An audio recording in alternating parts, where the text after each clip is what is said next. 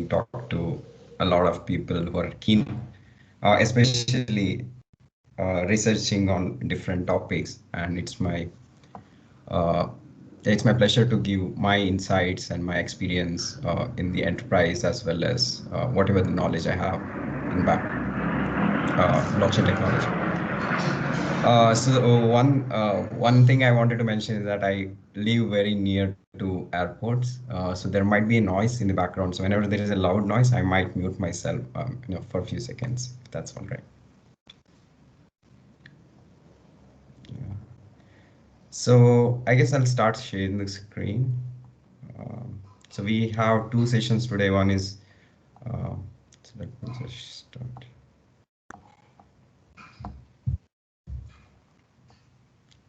Is my screen visible? Yes. Yeah, great. Yeah. So I guess what Naveen mentioned about me is pretty much summarizes my entire career in a nutshell. So currently, as I pointed out, I have co-founded a blockchain lab called as Consensus Labs, where we work on different technologies, and especially um, we work on some cutting edge tools as well as along with the blockchain, but we mostly work on some of the quite exciting use cases in finance and legal sector. So we work on both public blockchain as well as enterprise blockchain. So I assume in this course, I guess 3 or 4 days of faculty development program that you have got a bit of experience understanding enterprise blockchain, permission, or even public blockchain. I think you will be able to differentiate between them. But we'll be talking one particular aspect of a blockchain, or you can call it as one particular protocol of a blockchain or a platform of blockchain, which is Ethereum, which is, I guess, if you are introduced to blockchain, the first thing you would come across is Bitcoin, and then the next thing I would assume that it would be Ethereum. So I'm not really sure how much of you have been introduced to Ethereum blockchain, the basics of Ethereum blockchain, or the practicals of it. But in this talk, I will be taking you through some of the basics. Even though if you're familiar, I think it's good to go with a little bit of basics of Ethereum, and then we'll do a little hands-on on uh, the Ethereum platform itself and looking into one of the use cases, and then we will look in more into the enterprise Ethereum.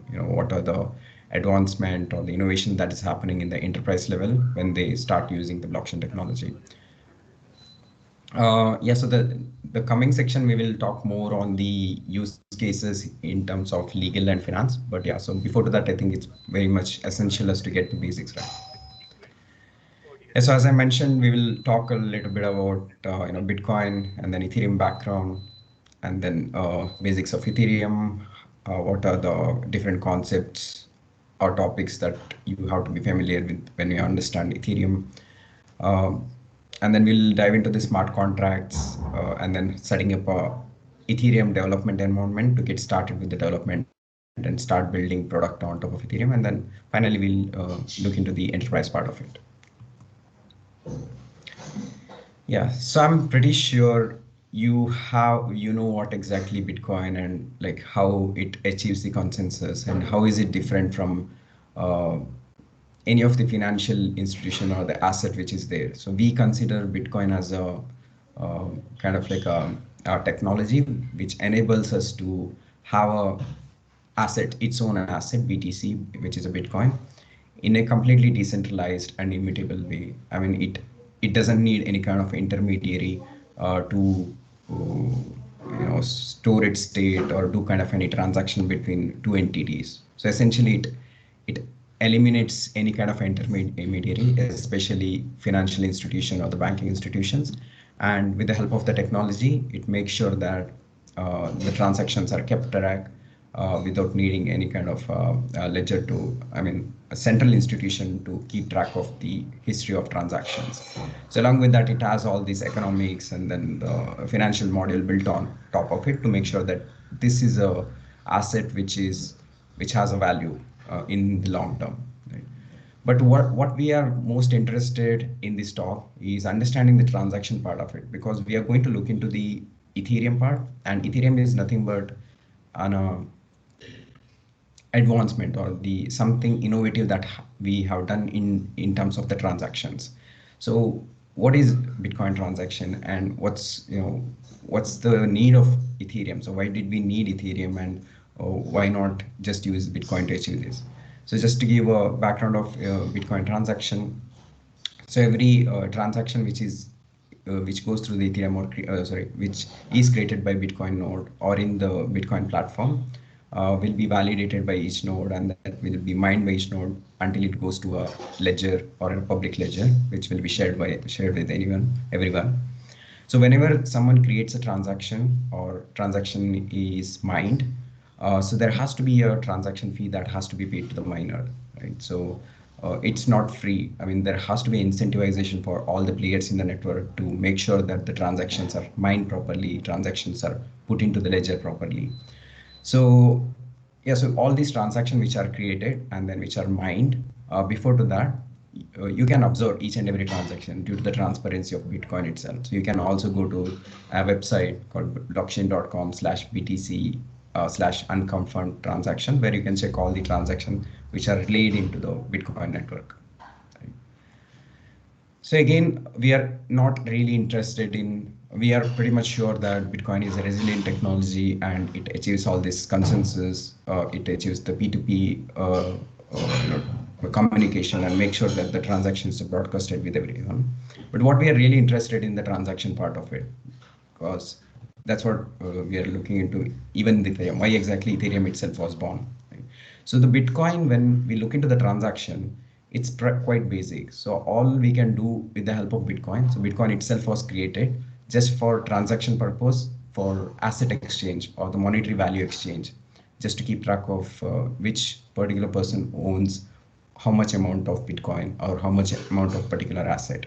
So if you look into the transaction itself, it's created with the help of a stack-based programming language called a script, which has very basic push and pop operation and some kind of a opcode manipulation. I mean, it can perform, it has a very few opcodes, because it can be represented only 256-bit, and it has limited opcodes as well. It can't do a lot of operations such as if or while loop and all those things. It's not a Turing complete language itself. So there is a reason why it was kept very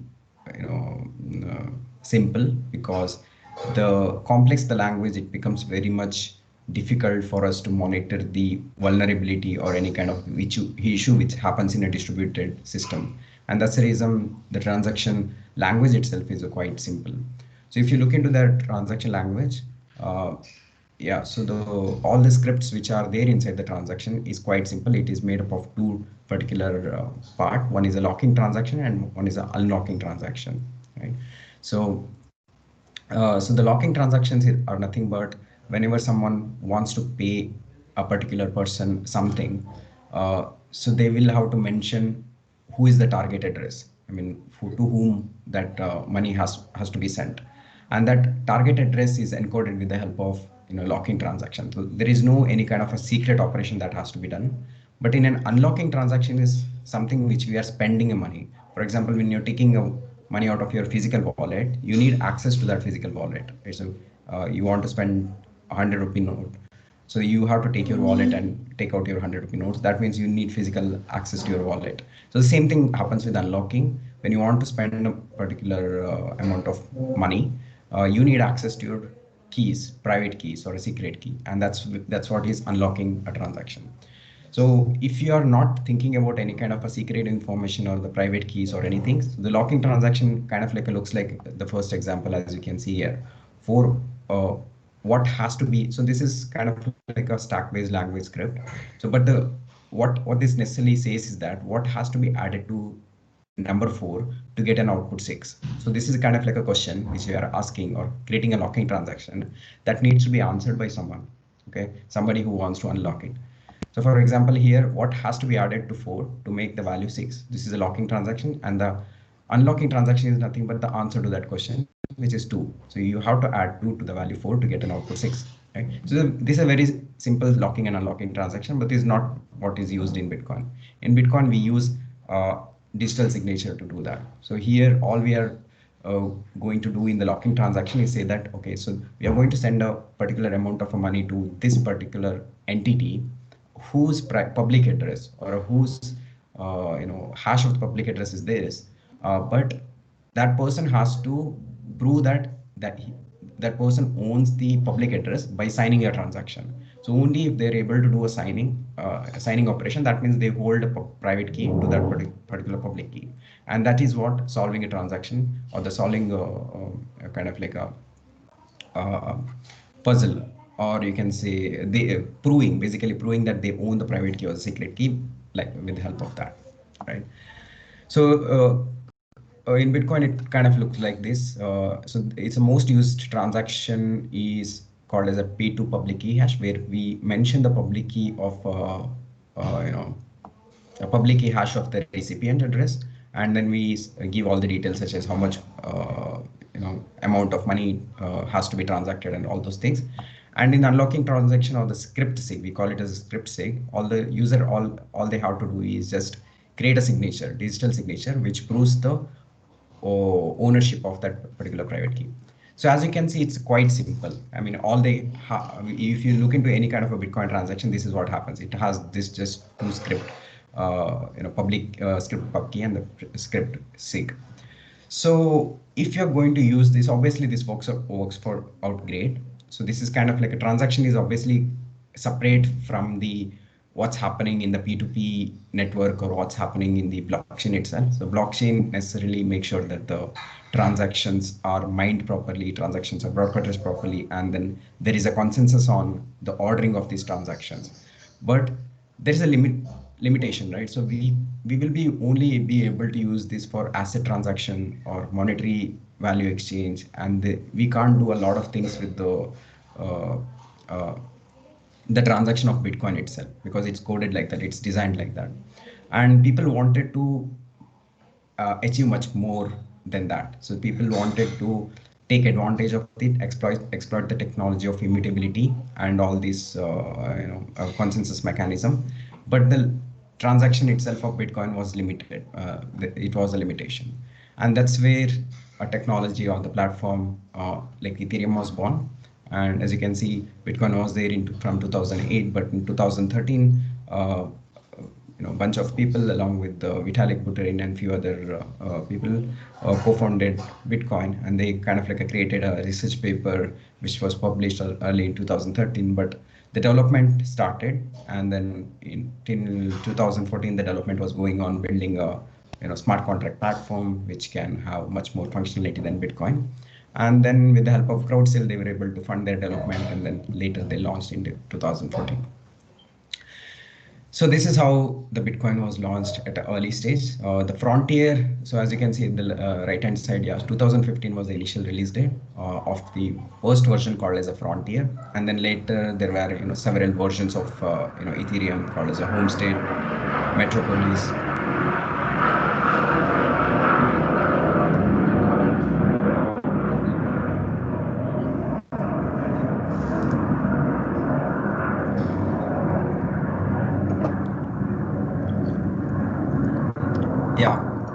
So there were several versions of it: Homestead, Metropolis. Metropolis is the current version, and then the future version, which is partly released, called as the Serenity.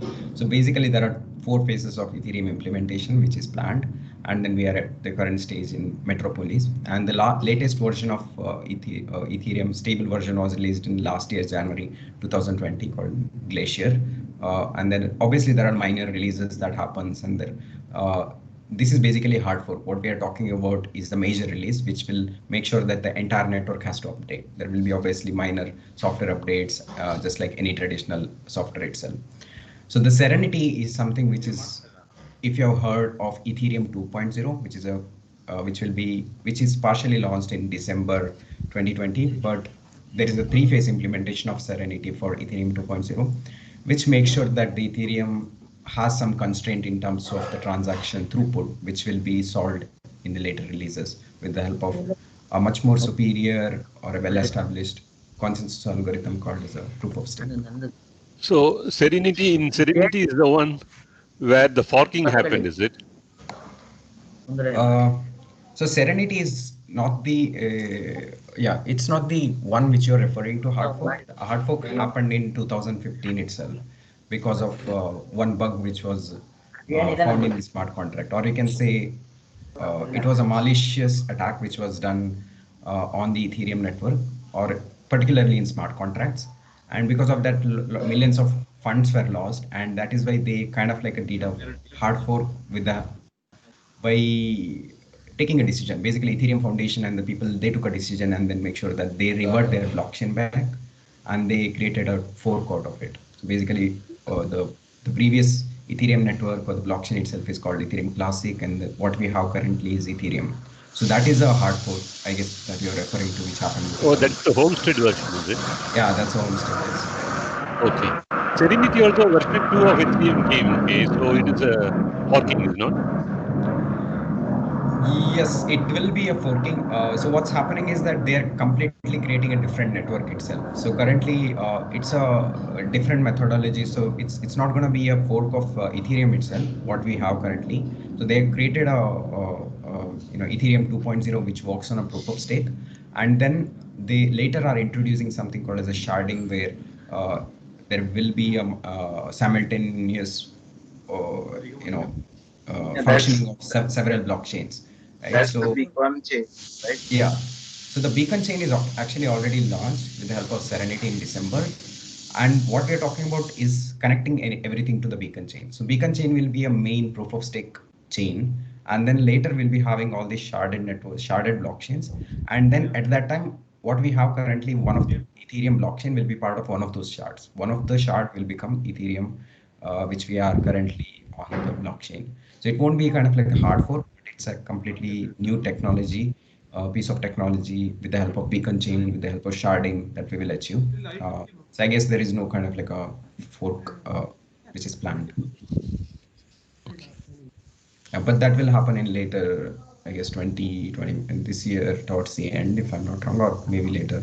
But the active development is going on, but we are still a little early to announce the dates and all. So even Ethereum team itself is, although they are doing a lot of good development and the research around this field, it's something very tricky problem to solve.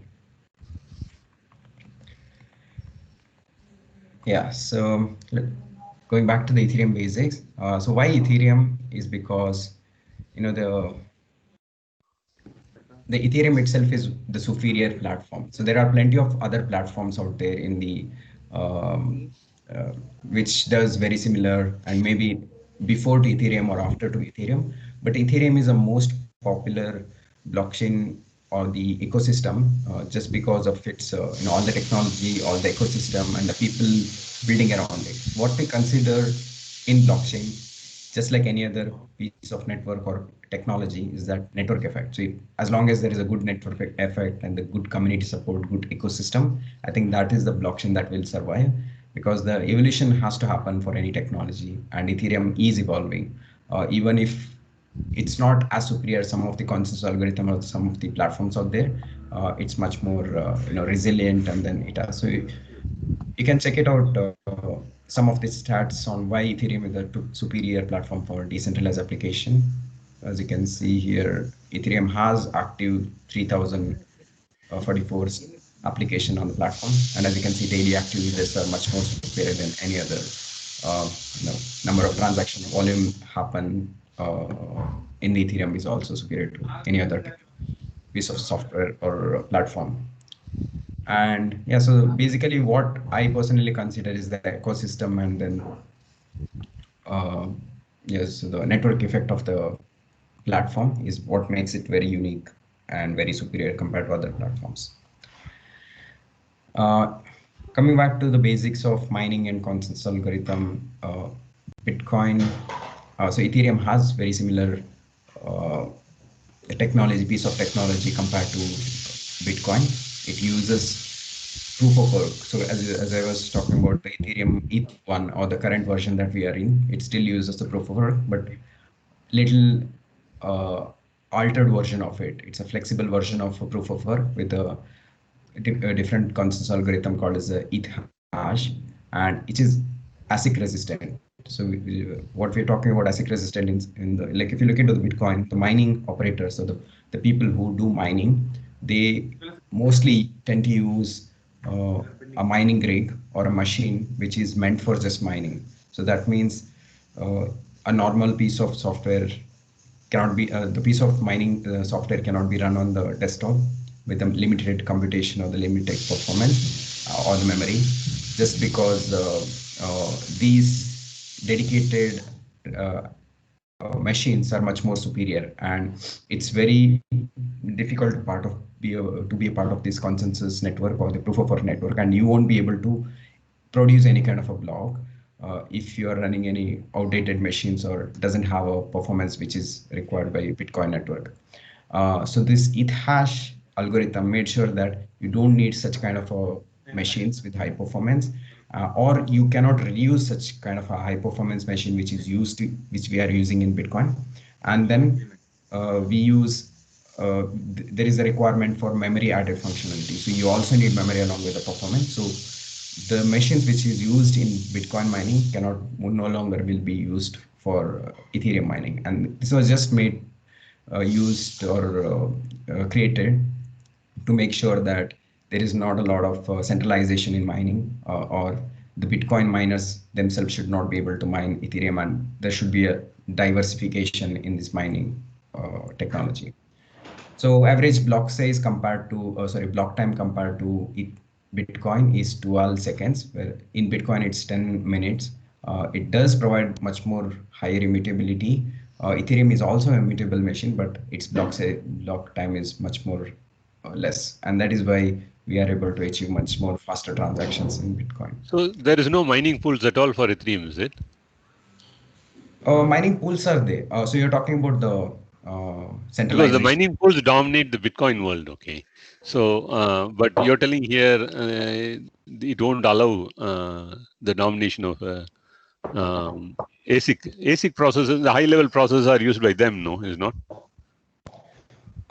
So there will be still mining pools. So the Ethereum still functions with the help. Yeah. So because as long as people can pool their resources, people can pool their memory and then computation, you will be able to mine and then combine all the resources and will be able to pool it. But what I was talking about is that we will not be able to use the machines which was used dedicated for Bitcoin. So if you see this ASIC devices, or these are kind of like a chipset, integrated chipset, which are made to run a certain amount of certain algorithms. In Bitcoin's case, it just runs SHA-256 hashing algorithms and keeps on finding a result for a puzzle, right? So it basically finds a hash value which matches the target value. So it just does that. But that particular device is there are so many of them. You can just Google for ASIC mining devices, Bitcoin mining devices. Those rigs cannot be used here because it requires an added memory as well. So, but still there will be pools and then mining centralization. So now coming back to what we were discussing at the early stage transactions, and that is what we are interested. Like we just wanted to compare transactions of Bitcoin and the transactions of Ethereum because we are interested in smart contract part of it, like how Ethereum is advanced than Bitcoin in terms of creating scripts or writing a Turing complete programs. So as you can see, one of the major difference when it comes to the logic part of Bitcoin is we talked about the transaction inputs and transaction outputs. So generally we call that as a UTXO model. So we call it as an unspent transaction output model, where each and every account or each and every address, how much ether, or sorry, how much Bitcoin they own or how much asset they own is calculated with the help of all these unspent transaction outputs. So basically, as I told, inputs and outputs. So outputs are clubbed together and they are called as, for example, one particular user, how much Bitcoin they own is just calculated by combining all the unspent transaction outputs that is addressed to that particular person. So that means you have to keep track of all these different unspent transaction output whenever we want to get the balance of a particular user. So this mechanism works out great for Bitcoin for any kind of an asset, but as I told, it cannot scale. If you want to work on any kind of a transaction or write a script, it's not like a scalable solution or the scripting solution. So Ether uses a completely different concept of just state management. So it uses state machines to keep track of the value of each and every anything, basically any value of a variable or any data that is computed. It will use state machines to compute that. So we'll come to that later to that. But just think about when we are just thinking about an account, let's say a particular person has $2 or $3 Ether, and they want to keep track of each and every person in the Ethereum network. They just use the state machine itself, or they just use kind of like you can think about as a key value pair. So key is the username or the user address, and then the value is the account. So value is the account balance. So unlike Bitcoin, you don't have to keep track of all the unspent transaction output. It's kind of like a database key value management. So whereas Bitcoin is a physical cash. So what you hold in a wallet, all these nodes, it calculates all those things and gives a final result like how much you have. But account management is kind of like a database management, and that's what makes Ethereum much more flexible to do any kind of other programming or have an elaborated scripting language as well. So the basic difference, so now we know that account management is nothing but keeping track of each and every user's balance with the help of key value pair. Account itself has two different types in Ethereum. One is a external owned account, and then the contract accounts. So the external owned account is nothing but any address which is of wallet. For example, you are an external user and you want to keep track of how much balance you have for each and every user. So that's basically maintained with the help of this account management. And for example, any person who is who want to be part of the network and who wants to create an account in Ethereum, and they will become external owned account. For example, you want to own some kind of Ether. What you will be doing is you will be going and using any kind of like a software wallet, hardware wallet, and create an account and be a part of the network, and you become an external owned account. Right? So each and every external owned account will have an address given to them, private key given to them, and they can do any kind of a transaction on the blockchain. Right? So this is basically, so most of the accounts that you can see on Ethereum are like the external owned account. But coming to the contract accounts, this is nothing but smart contracts. What we refer to as a smart contract, each and every smart contract on blockchain also has this accounts. So when we are creating a smart contract, just like in Bitcoin, we created a transaction and broadcasted, it doesn't have its own account. But in Ethereum, when we create a smart contract and deploy that to the blockchain, it will have its own account and it will have its own address. And then it basically has its own identity on the blockchain. So that's why we have to uniquely identify that also has a user account. So that becomes as an account. But the difference is that it cannot run on its own. So that means if we want to execute something on the contract, or even if you want to create a transaction, it has to be invoked from an external owned account, like a normal user who has any kind of a wallet or private key, and they have to create that transaction, and then they'll have to send it to the smart contract, the contract account, to do any kind of a transaction. So, and also it doesn't have a private key. Since there is no person keeping track of this contract account, it doesn't have a private key as well. So that's in a nutshell what the account management in Ethereum looks like, or the accounts and how it is different. So I mentioned about something called a state management. So Bitcoin doesn't have this state management, and basically we'll have to collect all the transactions and keep track of each and final value.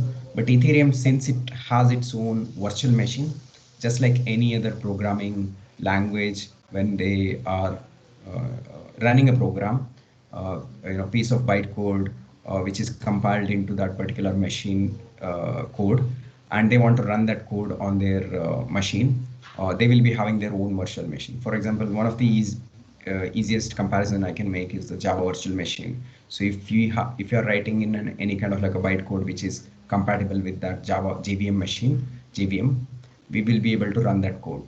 So similarly, Ethereum also can run any code which is represented in Ethereum virtual machine bytecode. So as long as it can understand that bytecode, it will run on that.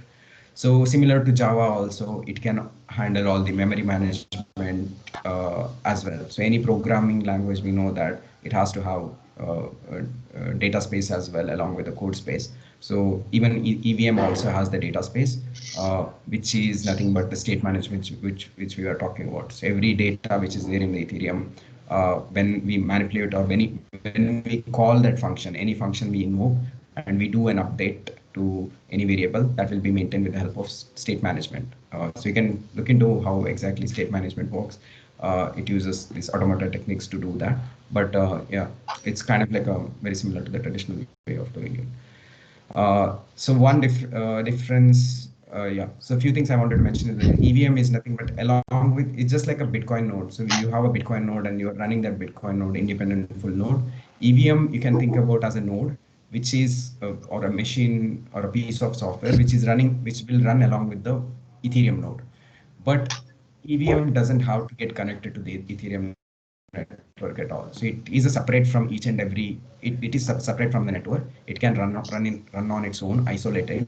But anytime we want to broadcast the transaction to the external world, we create a transaction and we can broadcast it from the EVM. But basically, EVM can be isolated from the network. So it can be isolated from the transaction itself. So the transactions are essentially created by these wallets and then the node, but the EVM just does the execution of the transaction. So any EVM across the network can do this transaction execution, and all the output will be always the same. Yeah. So whether since we are talking EVM, about the network, yeah. Whether EVM is lightweight compared to JVM, is it?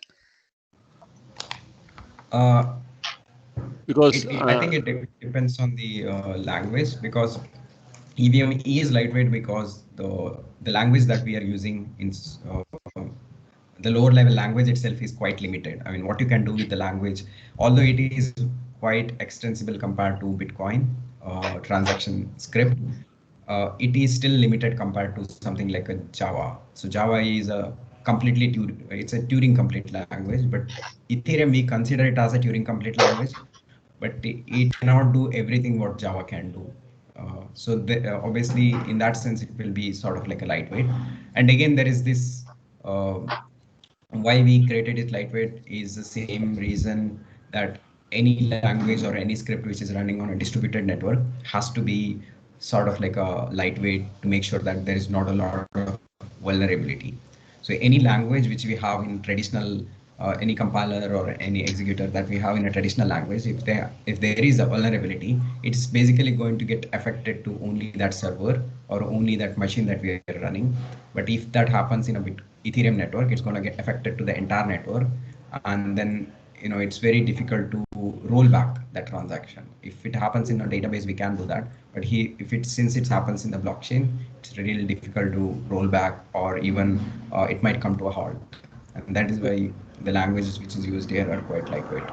One more question, actually. I heard that when you deploy your smart contract, EVM also is part of attached to the contract, is it? EVM is not attached. So EVM is basically it's an executor, right? So it's an interpreter, right? So it's not attached, but the EVM bytecode is attached. So what we create in the smart contract, so we write smart contract in a variety of languages. The most popular is Solidity, which we will introduce. So that language, when it is compiled, it will bytecode get created, and that bytecode is attached in the transaction. So if you go to any Etherscan or you can, if you investigate this transaction, you will get to see this bytecode, and that is completely transparent. Anyone can see that. Just like in Bitcoin, we can see all the transactions. Here also, we can monitor every transaction script in Ethereum network. Okay. Yeah, so since we're talking about the EVMs, networks are essential part of EVM. So although it's an isolated part, EVM, when we create any kind of a transaction, it has to be broadcasted to the network. and that's where Ethereum network comes. As we know, Ethereum network is quite similar to the Bitcoin network. It has all these different nodes, which makes that Ethereum achieves the consensus, and then they communicate all this data in a P2P fashion. Just like Bitcoin, if you know about Bitcoin, it has a testnet version as well. So Bitcoin has a mainnet version which has an actual value. So this is very similar to the traditional software development. In the software development, if they have, you know, if you want to put some code to the production, before that we have to test either in development or the testnet. Testnet is a next level of development. Even Bitcoin or Ethereum, we have to have it because this is much more critical data than this. As we told, in databases, in servers, we can revert it. Something goes wrong, we can go there and revert any kind of transaction. But here it's quite difficult to do that, or it's like impossible in the public blockchain. And that is the reason we have to have a testnet to make sure that all these updates that we give to the protocol or all the smart contracts that we create are tested here first, and then they go to the main network. So that's the reason even in Ethereum we have a lot of different testnets, just like Bitcoin. Few of the popular ones are the most popularly used are Rinkibi, Ropsten, Kovan, Goerli. So these are the testnet, and these also run in parallel to the main network. So what we do, the transaction in these test networks it doesn't have actual value. For example, you can own ethers in Rinkibi testnet, and that doesn't have any sort of value. You can get this testnet ether or any tokens and then experiment here. And even the smart contracts, if you want to deploy the smart contract, you can deploy the smart contracts and test it out. It doesn't really cost the actual ether, but you'll have to spend only the Rinkibi testnet ethers. If you have time, you can show that as well. But we will be. Each testnet follows different consensus protocol, no? POS, POW. Correct. Yeah. So that's the. I mean, for some of them follow proof of work. I guess Kovan uses proof of authority. Goerli, not sure. Rinkibi, I think, still uses proof of work, if I'm not wrong, because they want to. Some of them they want it to be faster for in the test network, and that is why they use kind of like a. So basically proof of authority doesn't need all this proof of nodes to do any kind of solving the puzzle. So that means it doesn't have to run a compute intensive machine. So just for the test network, they didn't want to spend a lot of power. So that Bitcoin or Ethereum node itself has to spend a lot of power when the difficulty gets higher and higher. And that's probably the reason we use different kind of a consensus algorithm. One reason, obviously, it has to be faster to test it out. And the reason we don't want to spend a lot of performance or power just achieving this consensus. And even if it runs on the proof of work, it is the difficulty is quite less. The difficulty which we achieve is quite less, and that's the reason we won't be spending a lot of power when we're running those nodes. Because the result wise is going to be same in all four. Yeah. So the execution will be same because the EVMs what we run on mainnet and then test. So the version of the bytecode that we are going to run will work on all these different test networks. The only difference is the consensus algorithms, and the nodes, everything will be the same, EVMs. Yeah, so the locally also will be running, we can test it out with the help of a local blockchain, which is very popular, called as a Ganache blockchain. And there we don't even need to run multiple nodes. This is kind of like just a replication of an EVM. So that EVM which we have in the main network, the same EVM will be there in the local blockchain, and we will be running a single instance mostly just to test out our smart contracts, just to test out our logic, not to test our scalability of the contract or not to test any kind of performance. It's just to test out our logic that we write smart contracts. So one more question, whether Bitcoin has test network, is testnet? Yeah, it has testnet. It has two or three testnet. I mean, I've not been following a lot what's the recent version, but they do have 2 to 3 different testnets. Okay, 2 years ago there was nothing like that actually. Oh, okay. No, actually, I don't know. So they have different versions of testnet, but Bitcoin testnet was created like long back in 2010 itself. Really? May not be. Yeah. And you can even run local BTC also. If you want to create your own network, you can do that. Sir, it is already there for Bitcoin network. There are so many testnets from 2017 onwards. You can check it. Okay. Continue. Yeah, I mean, I assume that it's there from 2010. But when I worked last time in Bitcoin, it is 2017. At that time, there were like 2 or 3 testnet, and again they run on different versions. So when I used to work on, there was a hard fork called as a Segwit, and one of the testnet was on Segwit, and then few of them are which was running on the same mainnet version. So compared to Ethereum, it doesn't have a lot of different versions because, as you told, there is no proof of authority, proof of work, and all stake or anything. It just runs on proof of work itself, all of them, and it doesn't have a lot of change when you compare to the main network. So the only difference there you can see is the difficulty. The difficulty will be less, and the blockchain, if you're running locally or in the testnet, I think block time could be lesser, not really sure.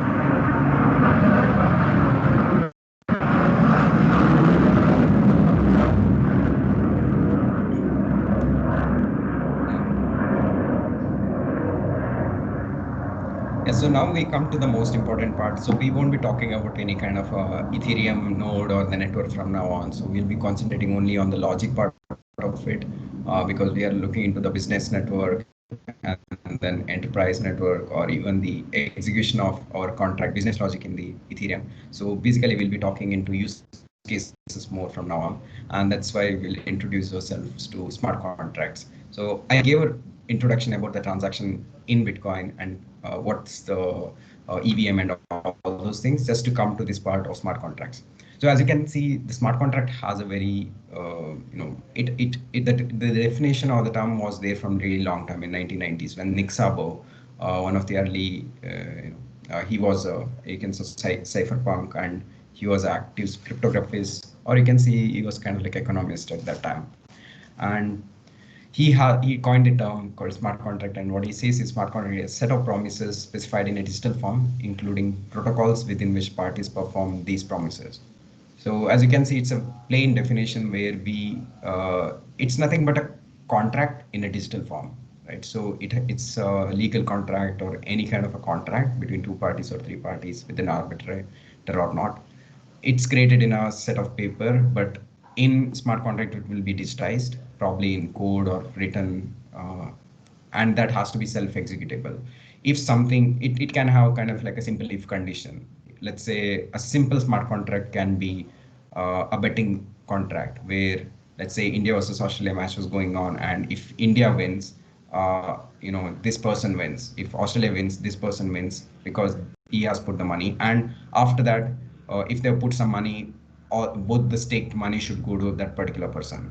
So that contract that you can write in physical form, but there has to be somebody who enforces that when some result goes in someone's favor or the result comes in. So if you mention this in a digital form, which is self-executable upon some kind of an event, it can be completely smart, or you can call it as a digital. So that's sort of like a definition of smart contract. So although smart contract term was there, there was never an implementation which we can actually call it as a smart contract. So with the help of this blockchain or the decentralized network, what we can achieve is that we don't need any sort of a central arbitrator or any intermediary to make sure that the smart contract which is written is not altered. So if you are using any kind of a central authority, these servers has to keep track of your contracts which is there. So you'll have to trust on that server to make sure that it's not tampered. You still need all this digital signature and then proofs that the smart contracts were written and then signed by both the parties. And also when some event happens, the contract has to be executed by somebody. And again, there is a trust that that person will execute that transaction or execute that contract. So if you're designing a smart contract in a traditional ecosystem or with the help of intermediary, you still have to trust on the people around it. And that's where the DLT was kind of like perfect to execute any kind of a contract on in this blockchain. So all we have to do is write this set of instructions or write these conditions in a contract or a self-executable code, and that can be put into the blockchain. No one can tamper, everyone can sign and view, verify, and that can be executed whenever some kind of an event happens by anyone without needing for any kind of intermediary.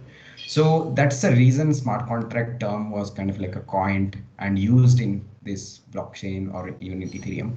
But as you can see nowadays, people don't just use this smart contract or the script which is we are using in Ethereum just for contracts. We no longer use that for only legal agreement or legal contracts.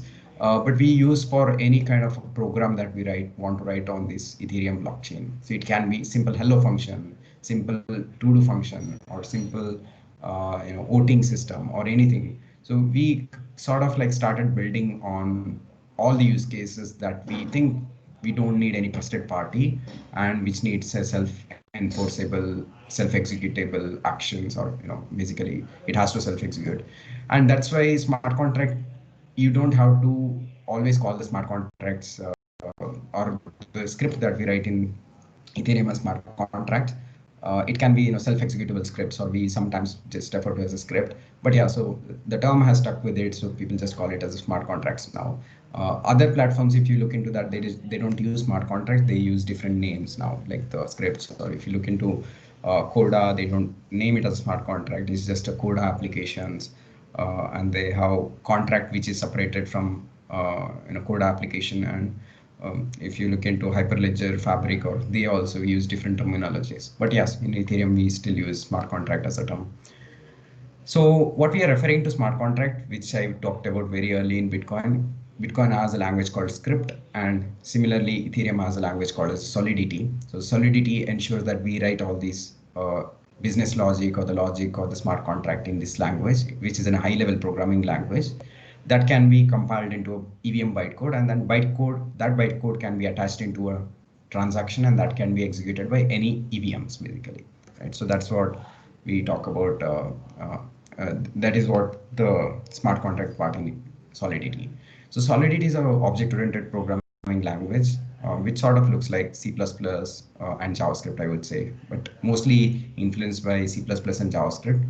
So it's very easy to learn as long as we have the familiarity with JavaScript. I'm not going to dive deep into Solidity programming language and all this. There is a very good documentation. If you are not aware, you can just look into that. We are going to look into the sample program and how to deploy and all those things. But yeah, we don't have enough time to look into the Solidity program basics. So there are other programming languages as well, such as Triple L, Serpent, Viper, Bamboo, which has different programming paradigms. Some of them are not purely, so some of them are declarative programming languages. Some of them are object-oriented. Some of them are influenced. For example, Viper looks very similar to Python programming language. So if you're familiar with Python, Viper is a good programming language to start.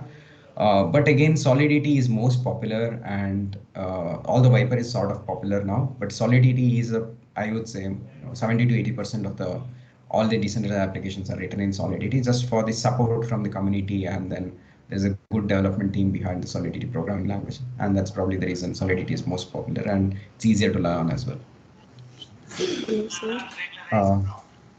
Yeah, so now that we know that the Solidity programming language is used to create smart contracts, let's just look into how we can build it. So there is two parts. One, we have to create, and then we have to build it, and then we'll have to deploy it into the blockchain, or create a transaction and broadcast into the blockchain.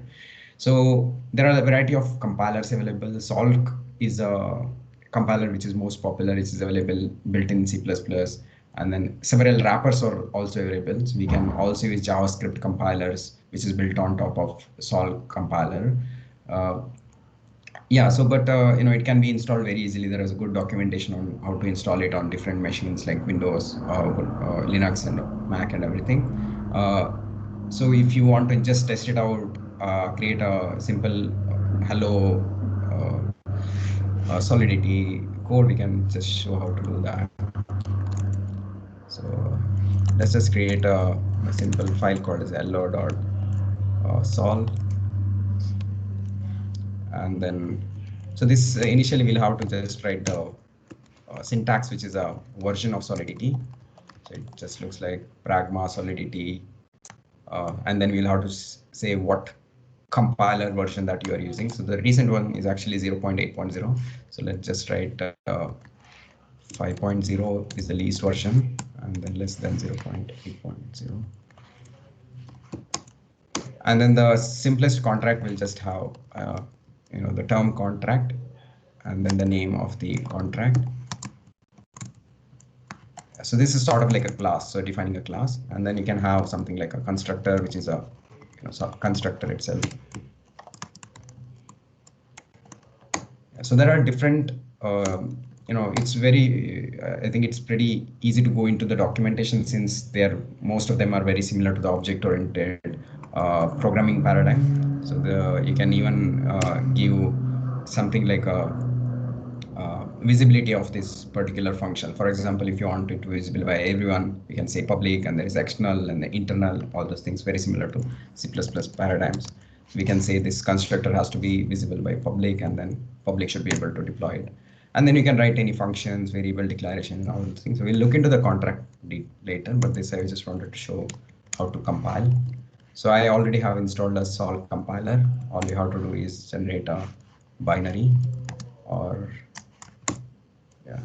so as you can see, there is a warning. We'll neglect that. So this is a binary or bytecode that we got out of the hello.sol. So if you want to deploy this, we are just going to use this binary code to deploy into the platform blockchain, or we'll be using so we are going to create a transaction with the help of this bytecode and then broadcast it. So we don't have to do that ourselves. There are so many tools that is available which will introduce that I can do it very easily. We don't even have to use something like Solve. So there are frameworks which will help us to do it quite easily. And then there is something called as the ABA. I wanted to introduce. ABAs are nothing but interaction. You can call it as an interface. Because the bytecode, we can't read what's there in the bytecode for a normal user. So we, as a user, we have to interact with that particular business logic or the smart contract. So especially this is built for interaction from the front-end languages such as JavaScript. If they want to understand what are the function which is defined and how they can invoke those transactions and what is the data type to be passed. So they will have to look into the readable form of it. And that is why there is something called the application binary interface that will create a JSON format which can be understood by a front-end language or even human. So as you can see, this is sort of like a JSON. It's a JSON array where you will be able to see what are the variables defined, what are the functions defined, basically anything about the contract, so that the front end can invoke it. And again, we don't have to build it ourselves. As I told, the tools that I will introduce will do that for us very easily. Yeah, so now that we know about building the ABAs and then the binary code, so next thing is deploying the smart contracts. It's again, there are very different ways to deploy these smart contracts. The easiest way could be to use something like a online IDE where you can just write the code yourself. You can even build it right there as well. So you don't even have to use these command line tools to do that. So let's say we have this code, and then we can just write it over here, and then we can just compile it, and then we can use it to deploy as well. So you can deploy it from right here. Right? So this has compiled and it has created all this bytecode and everything for us, and you can even deploy it here. Yeah, so I'm not gonna show the deployment. It's quite intuitive. You can even check it out. If you have any node running, again, if you want to deploy it to something, you need either a local node running or a remote Renkibi to be deployed on the Renkibi testnet or even to the mainnet. You can do that through the Remix itself. But since we are going to run locally, test locally, development network is important, or development blockchain, and that is why you have to run a local blockchain. So what we are going to use something is called as a Ganesh blockchain. You can just Google Ganesh, or you can even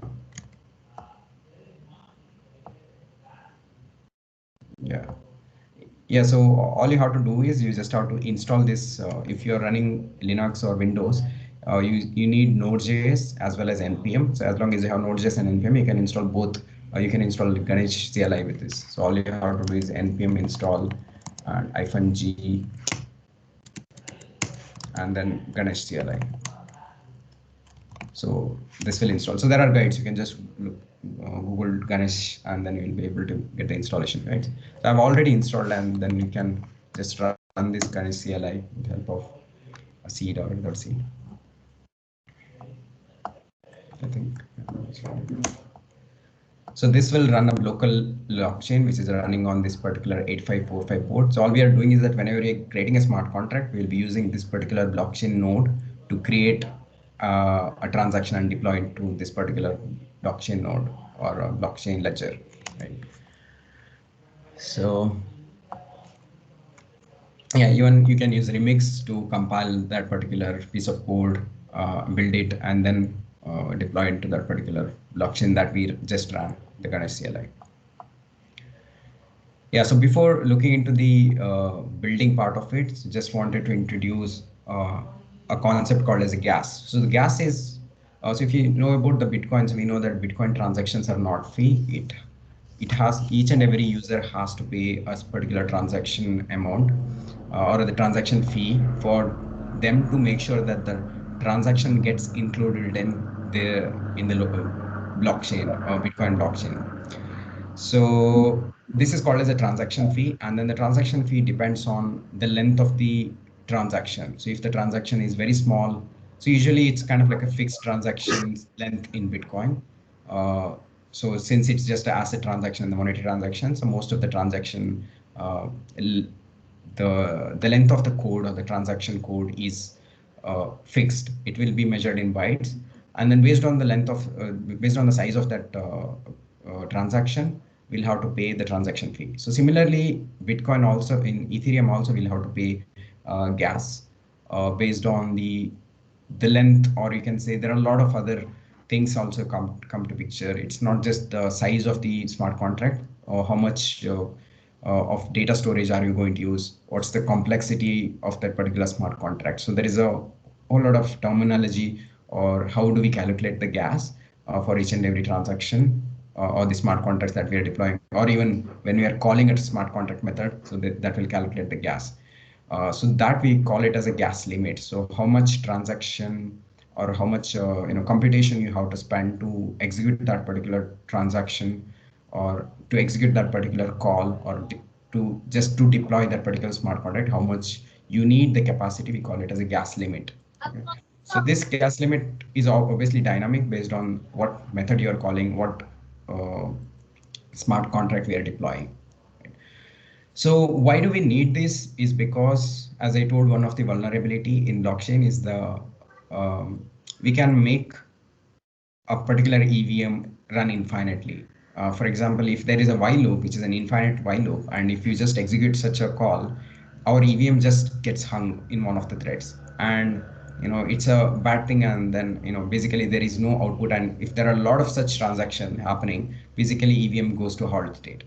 Or it just goes to that state where it just crashes. So to avoid such vulnerability, so there has to be a halting state in a Turing complete machine. So that means if there is an input, and that input has to give a certain amount of output at a limited period of time, or the limited computation. That was sort of something that Ethereum wanted to achieve, just to remove this vulnerability. And that is the reason there is this gas that user has to pay every time there is any transaction call to the smart contract, or the smart contract has to be deployed, to make sure that that particular transaction doesn't run infinitely, or that call doesn't run infinitely. So we know that a particular call has this amount of gas limit that has to be spent. So the next concept is something called as a gas price. So this depends on the lot of things like the network congestion and the gas, the price of the ether and all. So based on that, each and every gas, how much gas price has to be sent. So it is actually represented in something called as a very small unit called Gwei, because ether is a very bigger amount. In Bitcoin, BTC is a bigger amount, and there is something called Satoshi, which is a small amount, small unit. So in ether also, 10 to the power of 9 Gwei is equal to 1 ether. So if you see this gas price, mostly it will be represented in Gwei. So most, on an average, the Gweis are around 60 to 70 Gwei is considered as okay. But as the network congestion increases, the fee will be much more higher. The price will be much more higher. So if you want to calculate a gas, it's nothing but the gas price into gas limit That's exactly the total amount of gas that user will be spending. So for each gas limit, certain amount of GAI will be paid, and that will be multiplied, and that's the total gas that user has to be paid in Ether or in GAI itself. So yeah, so if you are just to tell in general, if the network congestion is not that much in a main network, if you are doing any kind of a Ether transaction, it would be around in a dollar, I would say around $5 that user has to spend to do each and every asset transaction. Or if you want to transfer Ether from one person to other, a particular asset or a token from one person to other, you might have to spend around $5. And that's on an average, but it might go up as well as down based on the network congestion. So now we know that gas has to be spent for even for deployment. When we are deploying a smart contract, we have to spend a certain amount of gas because, as I told, we are writing to the blockchain. Anytime writing to a blockchain, it's not free. We have to spend. Or anytime creating a transaction and getting an output out of it, or basically if we are writing something to the blockchain or manipulating the state of the blockchain, we'll have to pay gas. Same thing with the Bitcoin as well. When we are writing something to the creating a transaction, we'll be spending BTC. So I think we have to yeah, so we'll dive into the decentralized application part of it. So as I told, we have the smart contracts, and the smart contract has to be we have to communicate with that smart contract from somewhere. So basically, a user can directly communicate with the smart contract, but a normal user will not be able to communicate writing a command line or any transaction, crafting the transaction on their own. So it will most often happen with the help of front-end programming languages.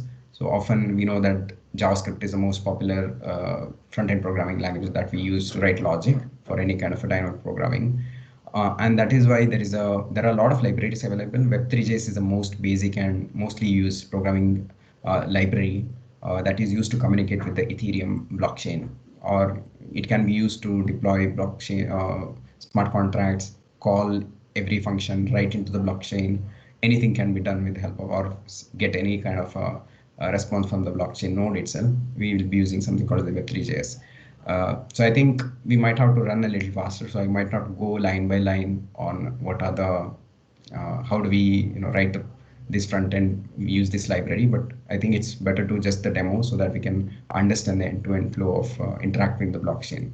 So as you can see, if you're familiar with Node.js or any kind of a front-end application, creating a front-end application, you will be just importing this Web3 library or the package, and then we'll be using some of the commands to set the provider, which currently we are running the local node Ganesh blockchain. So we'll be using 8545, which is a port which is used by our local blockchain node, and then we'll be connecting to that, and then we can do any kind of interaction with that. So we can call any, deploy any smart contract, call any methods of the smart contract, and all those things. So I told you at the early stage that Solk is a compiler, and then we'll be using Remix to deploy it. But there are so many other frameworks that can also be used to easily build this and then compile, build, and then deploy these smart contracts and even interact with this. So Ganesh, which we already talked about, is a local blockchain which is used for development. And then there is a tool called as a Truffle. Okay, so Truffle is a very popular tool. It has a suite of all these different libraries which helps us to communicate with blockchain, build, test, and deploy smart contracts. It's again very easy to install as well. So you can just Google Truffle and install it with the help of, if you're familiar with Node.js, again, you can use npm to install Truffle to your system, and then use this to deploy, build, and then test your smart contracts. So we'll be using Truffle, and then I can show it to you during the demo.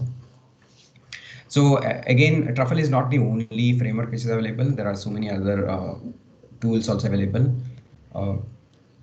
Hardhat is one of the most popular. If you can make a note, Hardhat is one of the popular framework which is gaining a lot of popularity when compared to the Truffle. Truffle has been backed by consortium or the enterprise project or the enterprise organization called as a Consensus. But again, Hardhat is also gaining a lot of popularity. So you can check it out, that project as well. So it uses yeah, it's a great tools, but today we'll just use the Truffle. So I guess now we are Yeah, so I know that we are going a little fast, but I just wanted to, we still have to cover the enterprise Ethereum part and then showcase one of the demo for the project decentralized application. So what we'll do is, so I had a couple of slides to showcase our use case, which is a decentralized election. So you know that what we are trying to create in this is just a voting system which can be created with the help of a smart contract, and then we deploy the smart contract, and then so that any party can become part of this smart contract or application, and then they can create a decentralized election system.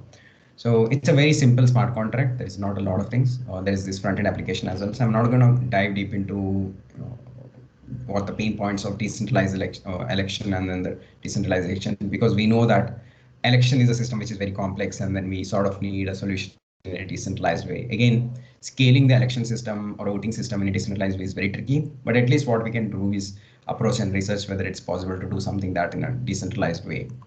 We can obviously write a very simple smart contract that we onboard different entities, and maybe we'll be able to achieve a lot of benefits out of it. But again, scaling is something which is very tricky, and integrating with all the tools, existing systems and existing services also makes sure that it's very complex. And again, we also know that the blockchain sort of provides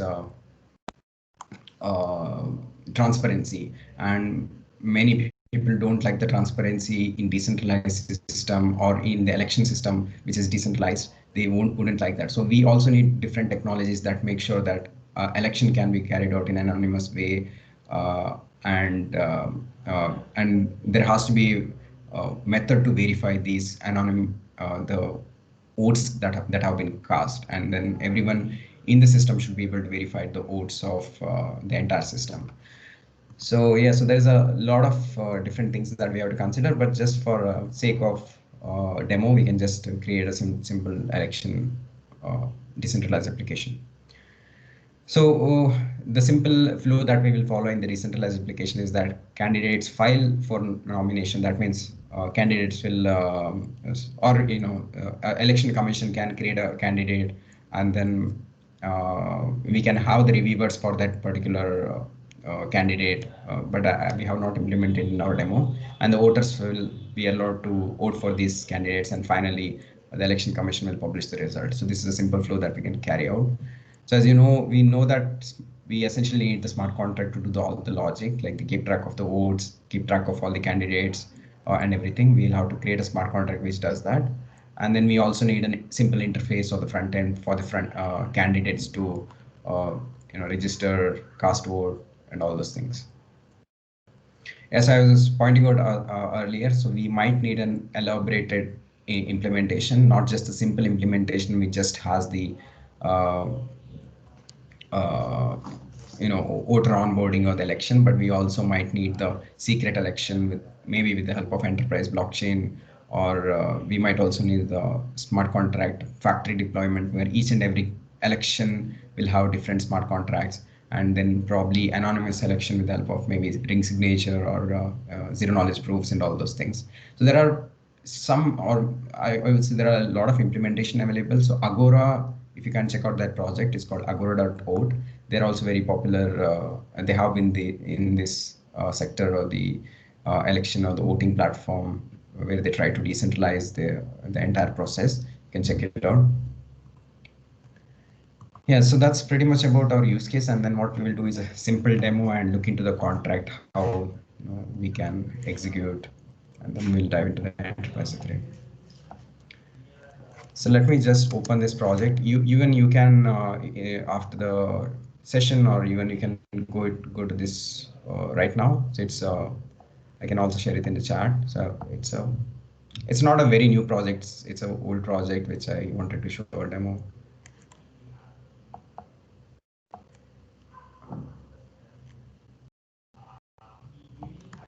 So let me just share it.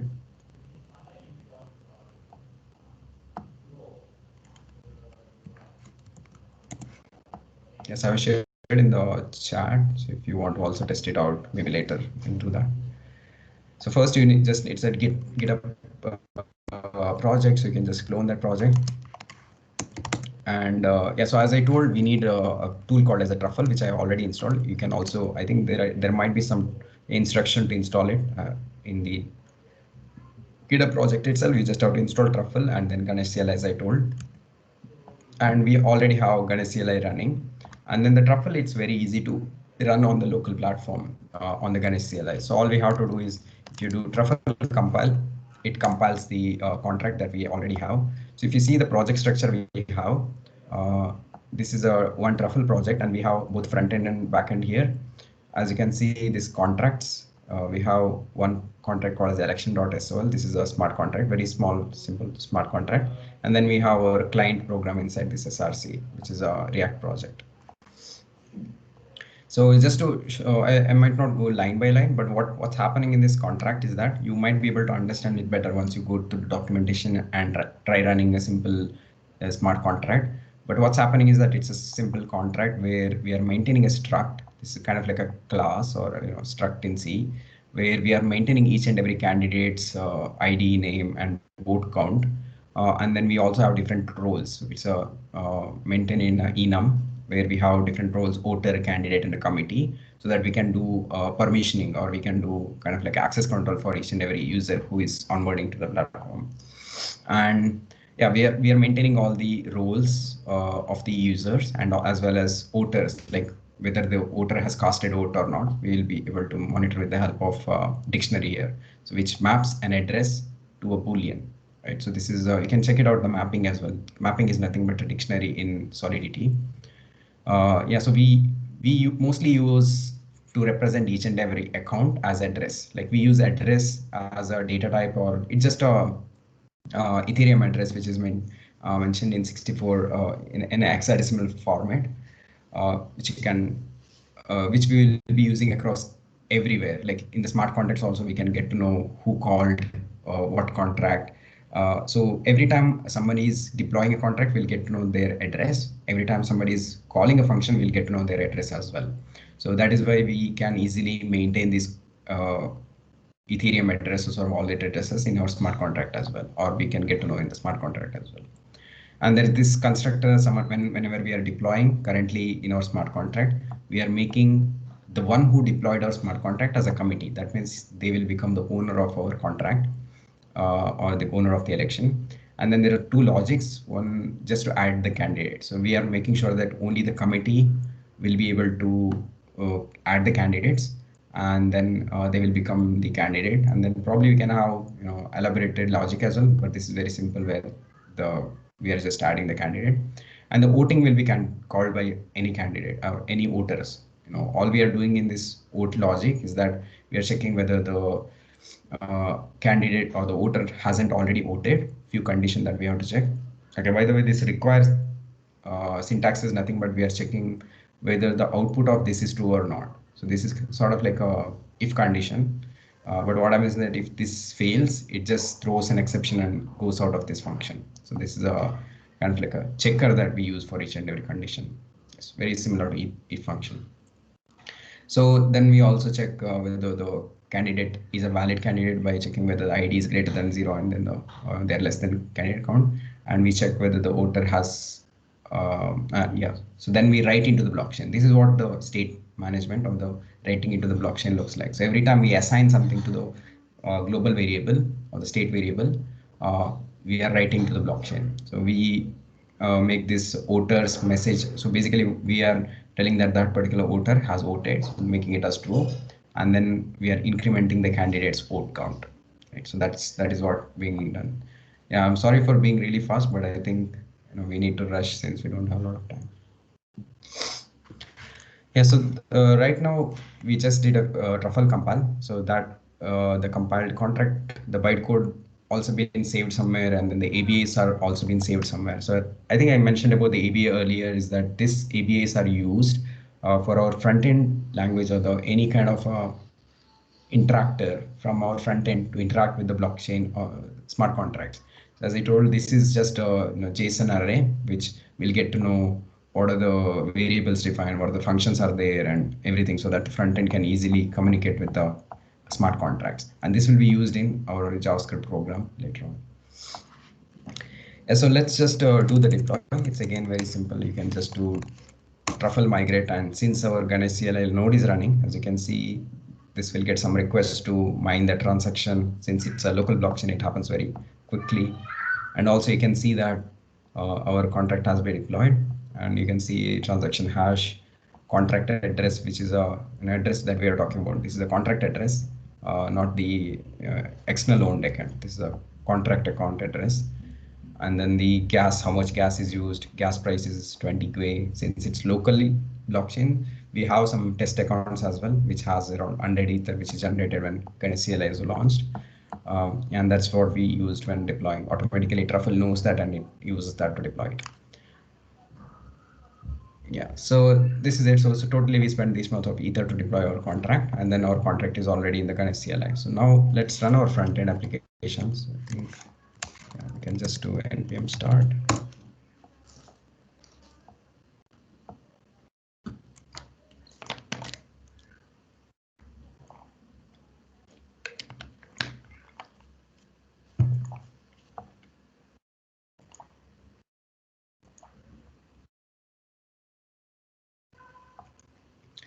Yeah, let me switch to. So yeah, so one more thing I forgot to mention is that we need to use something called as a MetaMask from front end. So if you're using a blockchain, if you're using from a desktop application, we need some kind of a wallet where we maintain our accounts and we need to communicate with the blockchain nodes. So for that, we have something called as a MetaMask, which acts as both wallet as well as a bridge to communicate with our node, blockchain nodes, right? So in this case, I have an account which was created by Ganesh CLI, and I have imported this already. You can, again, you can check it out how to import your accounts to MetaMask from Ganesh CLI and all those things. So it has some test ethers, which is a development ether, which I can use to create transaction whenever I'm writing to the blockchain. So as you can see, this is a wallet. So that means every time I do a transaction, it will ask me whether I want to do the transaction and do I want to spend that much of ether for the gas and all those things. So this is again very similar to what we did the deployment with the help of Truffle, but it happens from the front end. Right? So let's say, yes, let me just refresh it, because the account which I selected is actually committee. That means they'll be able to create an account. So let me create candidate one here. So what I'm doing is that I'm just calling a candidate, create candidate smart contract function. And then, yes, as you can see, it's very fast just because we are running everything in locally. Usually if you're using even the test network or the mainnet, it won't be this fast. It takes around like 15 seconds minimum, because that's the next block time. So minimum 15 seconds if you're paying high gas price as well. But locally, we don't have to do all those things. And it is running on proof of authority, which is not proof of work at all. Yeah, so we have a candidate and we can add how much of a candidate we want from here.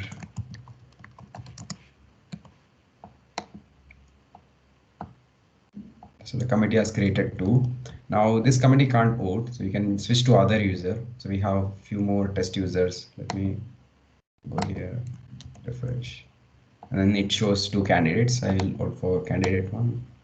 And now we are calling the vote function in the smart contracts. All we are doing is in election, the user is actually calling this vote function, and then that increments the candidate count, candidate vote count.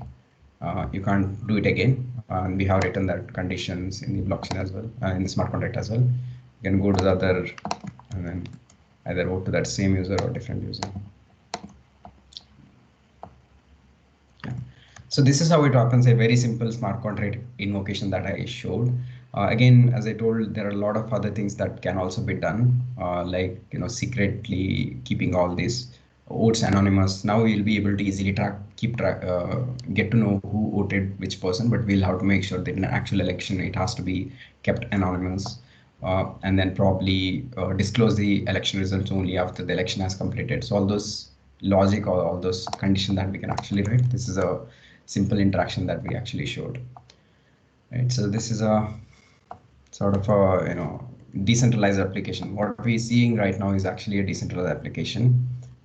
I think it's better if you can go and check out the code later, how we have interacted, because you might have to also know Web3.js and all those things. But if you're familiar with the JavaScript, you will be able to understand how we have done the interaction. So it's very simple in the app.js itself. As I showed in the earlier, we are using Web3.js in the front-end application to communicate with the blockchain nodes. As you can see, we created a connected with the local provider, and then we are using that provider instance to communicate with the blockchain. So one thing, as you can see here, is that let's say there is a function called as a cast vote. So we are just calling this particular election instant dot vote. So this is nothing but a dot vote is the function which is there in the ABA. So with the help of ABA, we are actually creating a transaction from the front end with this particular account and broadcasting it. So this instance or this particular piece of code is making, as you saw, MetaMask to pop up, and then we create the transaction from the MetaMask. So that's what happening in this particular code. Yeah, so that sort of summarizes, how do you go and create this decentralized application. Again, there are plenty of resources, good resources for Truffle, the hard hat which I showed, and then if you want to look more into the MetaMask, Ganesh, and then Truffle. So this particular application just uses these three components, which are MetaMask, Ganesh, and then Truffle. You can check it out more about that. So I guess what we'll do is we won't be covering a lot of enterprise part, but this is something that might be required for us to understand the later part of it.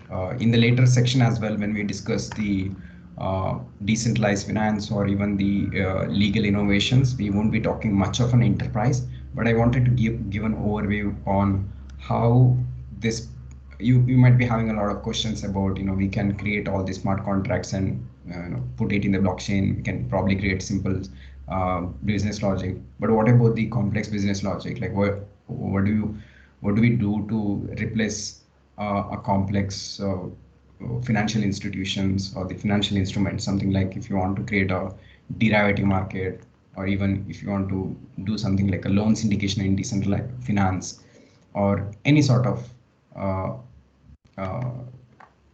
tokenization of all these assets, right? So there is all these limitations, as you can see. Just like in Bitcoin, we had a limitation on writing a business logic. Public Ethereum blockchain also has a limitations. One of the easiest limitation, one of the most evident limitation is the transparency. Although transparency is good in terms of verifying and validating and everything, but when it comes to keeping a confidential data, this is not like the best implementation that we can think of. So such implementation, or even if you want to achieve more scalability, which we know that 15 seconds waiting for a transaction is a lot of time, and spending a lot of amount doing these transactions, the more congestion there on the platform, the more expensive the transaction becomes. So all these problems are there, as you can see, which people don't necessarily call it as a problem when they are working on the decentralized application, but it's a problem when we want to build something on the enterprise level, or something complex which we want to achieve much higher performance and confidentiality. And that's where we have different implementation that can cater our needs of enterprises or the enterprise business logics. And that's where we have enterprise Ethereum, or it's sort of a standard we created. What it helps us to do is it helps us to create a private consortium based implementation with the help of this Ethereum code base itself. So we are not going to change a lot of things. We are still going to use Solidity smart contract. We are still going to use the same EVM, but with added functionality. So customizing the consensus algorithm to make it much more faster, and customizing the confidentiality layer, adding a privacy layer on top of that. And then making sure that if they need a private network, it's not deployed completely on the public blockchain, public network, so that everyone can access. You can still have, still deploy these smart contracts on a public network, private network itself. So all those different features or the enhancements were made on top of this code base, and that's what led to this enterprise Ethereum. So one of the requirement for any kind of association to function in a a protocol, if you want to create a protocol which people can stick to, you need specification or you need standards, right? So one institution can set up its own code base and do something on top of it, but they need to specify what are the standards you need that we have created. How did we, what consensus algorithm used, what or how did we create this privacy model, and how did we create this private network and all those things. So then we need to define all these standards and specification for the implementation. And that's where an association was formed called as an Enterprise Ethereum Association, so that everyone can stick to a proper same specification, the same standard, so that any institutions building on top of it, creating implementation or creating library tools, they can stick to this association standards. So there are a lot of organizations who are part of it, around 130, 140 organizations were part of it when it was initially created itself. Major corporations and major organizations like Accenture, IBM, Microsoft, you name it, all the organizations are there, Deloitte, and all these organizations are part of it, and they continuously monitor and contribute to these specifications and any kind of implementation. So one question on the enterprise Ethereum model. There is no cryptocurrency related to it. Is not ethers or gas. Nothing is involved on that. Is not. Yeah. So gas is something that people have removed in many implementation.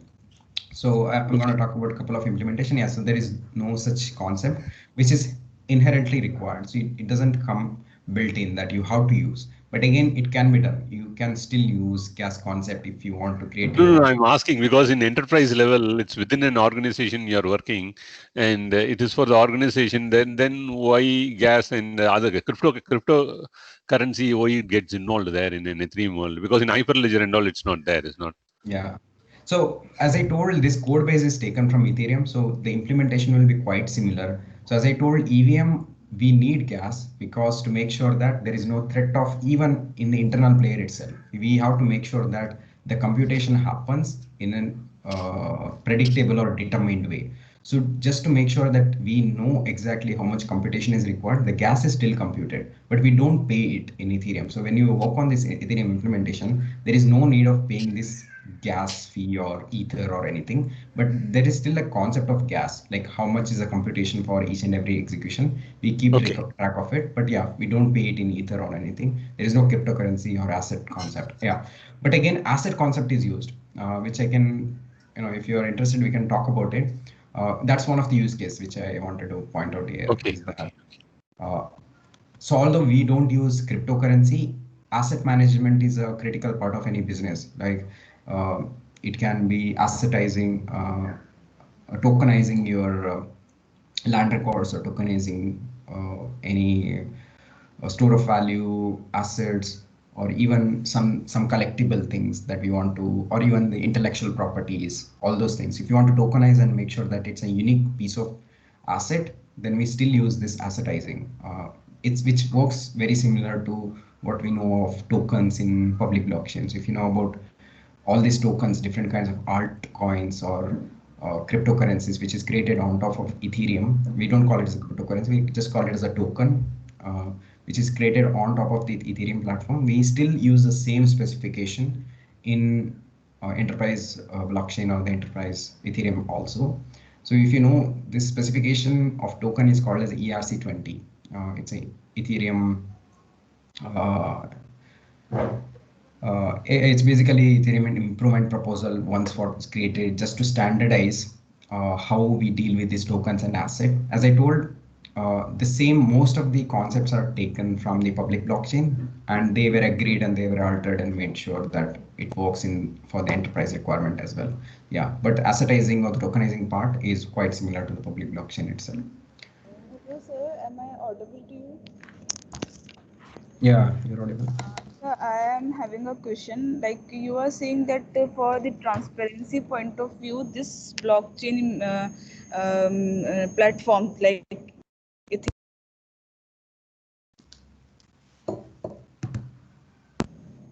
Hello, have you heard my question? No, I couldn't hear your question completely. Can you repeat? So I was asking that you have said that transparency point of view, this implementation platform like Ethereum and Bitcoin are not so good. So if we want any transparency in regarding of our data privacy, so what platform would be good, or if we can achieve certain level of transparency in Ethereum also? Yeah, so that's what I will be talking about now, like the implementation in Ethereum. So as you can see, okay, I think I'll answer your question along when I will be discussing the implementation, I hope. If you still have, we can ask towards the end. So as I pointed out the features, one of the features I mentioned here is that privacy. And then other features are use case flexibility. So that means most of the use cases in decentralized, in finance or legal or a few other sectors as well, we can easily implement such use cases. And permissioning is also one more concept where we make sure that not everyone has access to every operation which is happening in smart contracts. For example, if you look into the public blockchain smart contracts, anyone has access to the smart contract, and anyone can become part of the smart contract and then manipulate data however they want. So that permissioning concept also is quite necessary most of the time in public blockchain, but achieving some degree of verifiability and then transparency as well. Performance is a key factor, as you know, we still don't want to pay for the gas price or the gas, and but we want to achieve the higher transaction throughput. 15 transaction, transaction finality in 15 seconds is not like a great thing. So what we achieve, I think in Ethereum, in Bitcoin is around, yeah, it takes, I guess, 4 to 5 transaction per second or something. But in Ether, we achieve around 70, if I'm not wrong, around 70 transaction per second, which is again not like pretty high. So we want to achieve much more than that. Like we want to achieve like 2000 transaction per second, 4000 transaction per second. And that's kind of like a scalability of the platform or the performance of the platform. Yeah, so as you told, privacy is a very critical part of it. Like even most of the people, they don't want performance, they wouldn't compromise for the privacy part of it. And that's where we have different implementation, different technology also we can use on top of that to make sure that we get best of both the worlds. So just to come towards the implementation, like how do we achieve this? Like we know that there is an enterprise Ethereum alliance and their organizations are part of it. And then we want to achieve all these features, but how do we do that? So there is this organization called as a Consensus who play a major role in both enterprise Ethereum and the public blockchain in providing tools, providing services, and building different partnership programs and all those things. So along with that, they mostly contribute towards these platforms and tools. So if you heard the news, I guess 2 months back, Consensus recently acquired JP Morgan's GoQuorum project. So previously Consensus was kind of like a working on its own implementation for enterprise Ethereum, but recently they acquired the Quorum division of the JP Morgan, which is open source project, and they kind of like acquired all the developers and everything. Now it's a part of Consensus itself, and that is why we call this as a Consensus Quorum. So you can go to this website and check it out, their implementation. But as I told, how do we achieve the privacy is with the help of these different implementations. So what we saw in Ethereum is that Ethereum has Ethereum node, which is the most popularly used node is Geth, and then there is Parity, and there are different nodes which are available, which provides its own EVM and then node. But if you are going to use an enterprise also has different implementation. We call it as a Hyperledger Besu is one, GoQuorum is one, which we call it, which we know as of now, popular ones, and which are developed by Consensus organization itself. So these platforms provide much more faster transaction with the help of different fault tolerance, consensus algorithms such as BFT and few other things. IBFT and few other algorithms are also supported, which are configurable. And along with that, they also provide privacy ecosystem. So it has this privacy node feature where if you want to transact or send a transaction, or if you want to deploy a smart contract to only few nodes in the network, you can do that as well. You don't have to publicly say everyone that this is a smart contract and we'll publish to the blockchain. So there is this end-to-end encrypted way that we can exchange the data, but still reach the verifiability. So that means these transaction receipts are still stored in blockchain. That means it can be verified that contract has been deployed, but the data won't be exchanged. So every time we are exchanging any kind of a data between only two entities, for example, in our case, we wanted to make sure that in the voting system, we want to create these votes, like basically we want to vote the candidates, and then the candidates shouldn't come to know whether who has voted, but maybe there are a couple of entities who can come to know. So at that time, we can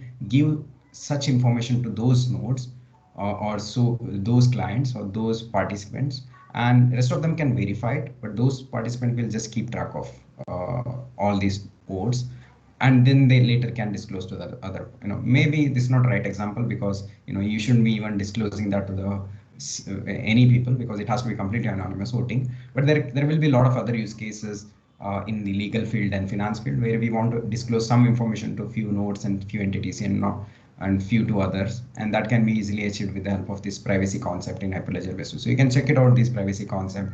So as I just wanted to point out, if you can go to consensus.net/quorum/developer. So there is this implementation available, which is Hyperledger Besu, which was a previous implementation, and Go Quorum, which is acquired from JP Morgan. Both of them have very similar implementation.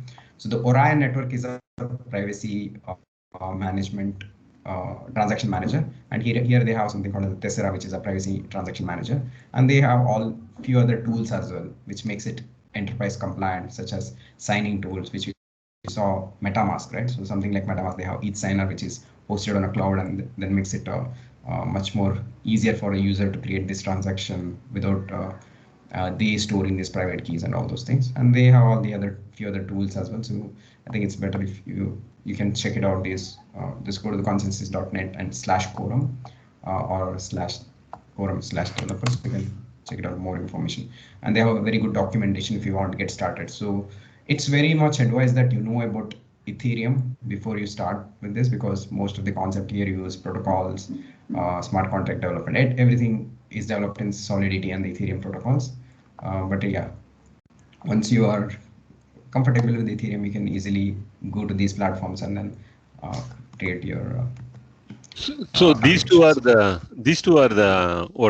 enterprise enterprise blockchains of Ethereum. Is it? Yeah. So currently these are the only two popular ones, Hyperledger Besu and Go Quorum. So you can easily compare these to many other enterprise blockchains, such as Corda, Hyperledger Fabric and all. But I personally feel that Ethereum has much more to contribute because of its nature and then the ecosystem itself.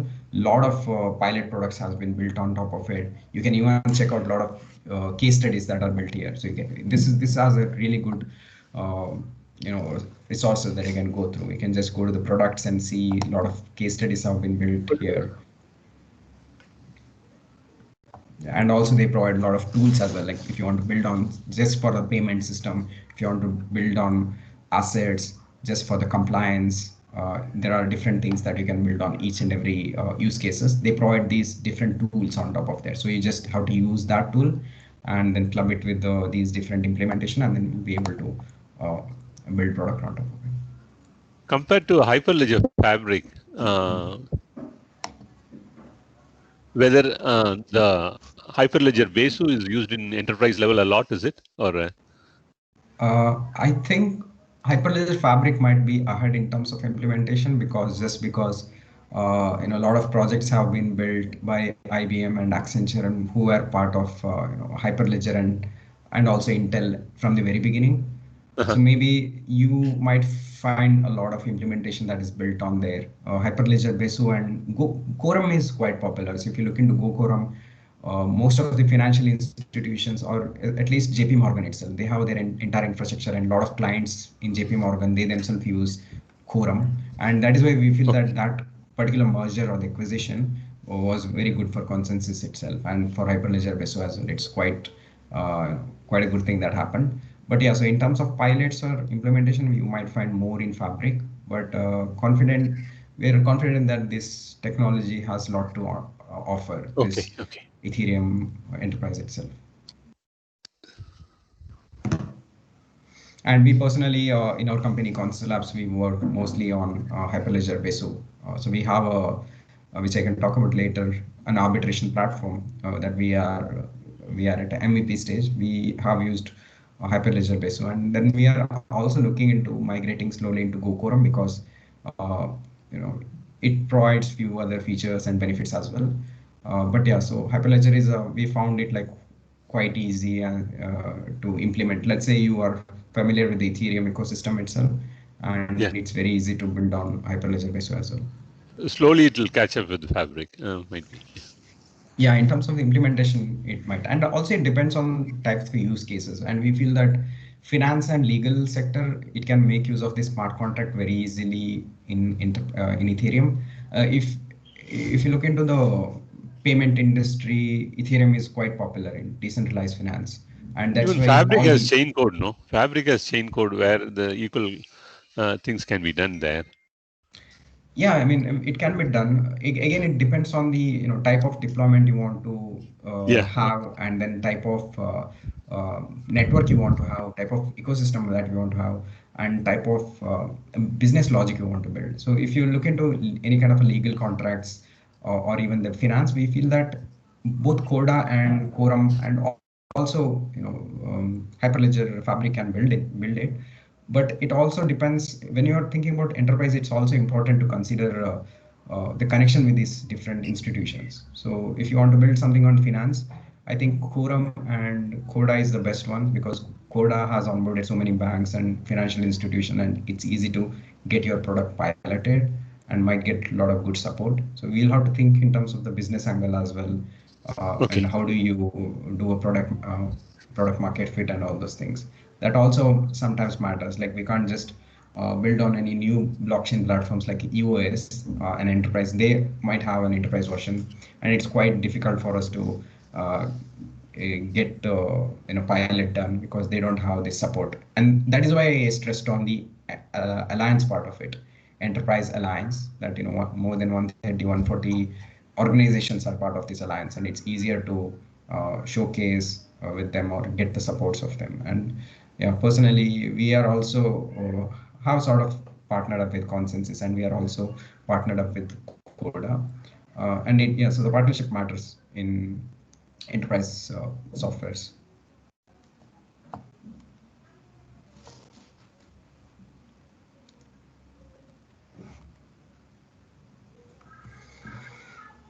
Yeah, if there are questions, shall we meet at 12 o'clock?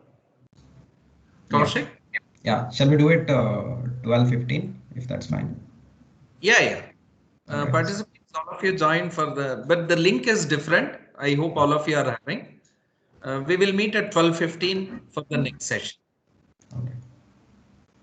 Thank you. Thank you. Thank you. We will join. Thank you. Thank you, Kaushik. Yeah, thank you. Thank you. 12:15.